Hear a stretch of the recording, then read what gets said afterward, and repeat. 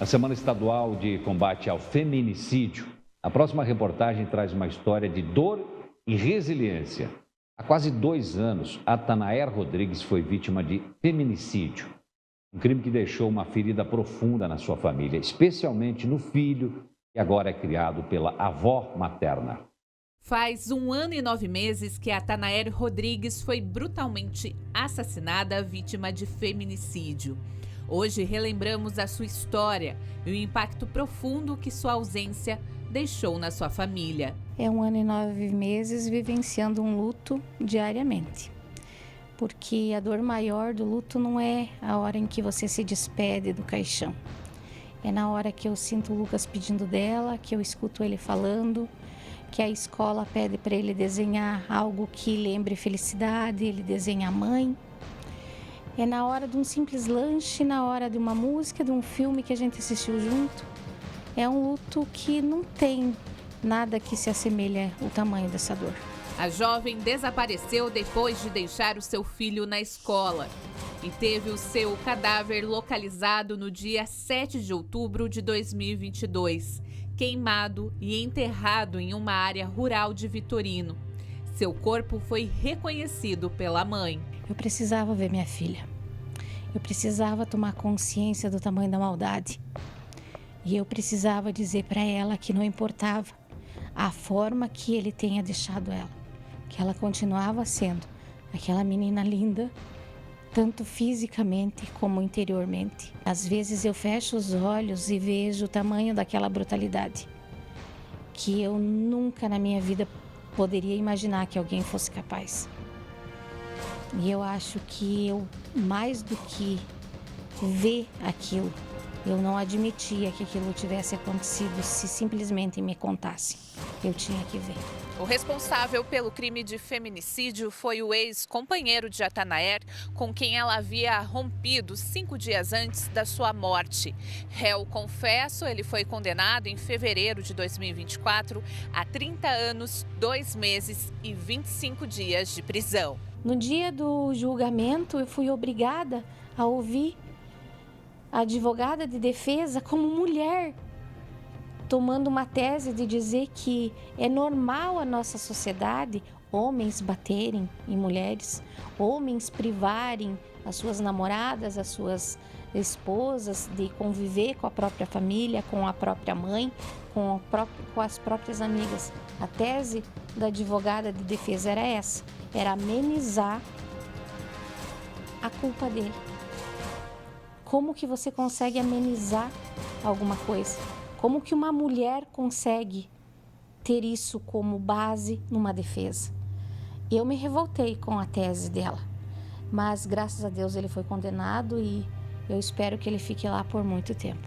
O crime também teve a participação de um jovem na época de 16 anos, que deixou marcado o sentimento da impunidade. Eu gostaria que as nossas leis fossem mudadas e que futuramente meninos da idade dele sejam julgados pelo que realmente cumpriram, pelo que realmente cometeram, e não cumprir apenas medidas socioeducativas. É o único menor que eu vejo aqui que foi tristemente obrigado a conviver com tudo que aconteceu é o Lucas. É o Lucas que ficou sem mãe, é o Lucas que ficou sem a casa de origem dele, é o Lucas que perdeu tudo. E esse menor, ele continua vivendo como se nada tivesse acontecendo, como se ele não fosse responsável por toda a tragédia que ele cometeu. Porque a tragédia não é só ter tirado ela da gente da forma que ele ajudou. A tragédia foi que a nossa família se desestruturou, que a nossa família nem existe mais. Não existe mais motivo para comemorar Natal, nem Ano Novo, nem aniversário. E o menor continua vivendo como se nada tivesse acontecido. Desde a tragédia, a avó materna assumiu a responsabilidade de criar o neto e é a sua tutora legal. Mas se antes sua filha já era mãe solo, seu neto agora com 10 anos continua enfrentando a indiferença do pai em meio à ausência da mãe. Ele não fala muito porque ele chora. Só que eu consigo sentir nos olhos dele a falta dela. Isso todos os dias. E em algum momento ele chegou a perguntar para mim se eu tinha perdoado o Adular, pelo que o Adular tinha feito. Eu com nó na garganta não consegui responder. E aí eu perguntei para ele: por que, filho, que você fala isso? Aí ele me respondeu da seguinte forma: porque Jesus fala que a gente tem que perdoar todas as coisas. Mas, vó, ainda tem um pouquinho que eu não consegui perdoar. Isso sem ele saber o tamanho da brutalidade. Ele só sabe, eu tomei o cuidado para que ele não soubesse do tamanho da maldade. Apenas que ele soubesse que ela foi tirada dele e que o responsável foi o Adular. No tempo que ela teve aqui com ele, ela foi a melhor das mães. Não só no lado financeiro, mas no lado afetivo, no lado amoroso. E eu tenho certeza que o Lucas tem a consciência do tamanho da mãe que ele teve. Eu só quero ser um pouquinho dela para ele. A dor da mãe de Atanaer, sua querida Queca, é palpável. No entanto, sua filha Renata e os netos são da onde ela tira forças para continuar. Eu só quero que Deus me permita criar os meus 3 netos como homens. Homens de fé, homens de integridade, homens de caráter. Eu não quero outra coisa. E eu lembro que a Queca também, a minha filha, falava isso. Eu só quero que Deus permita que eu consiga criar o Lucas um homem. Que lá na frente eu vou ver ele um homem. E é isso que eu tenho pedido para Deus.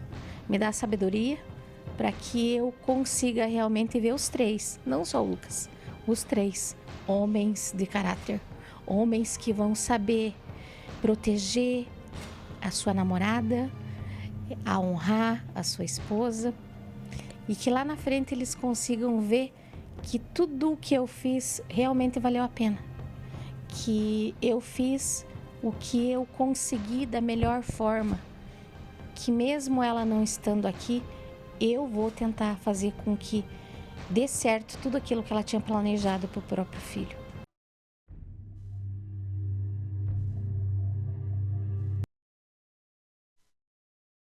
Lamentável, né?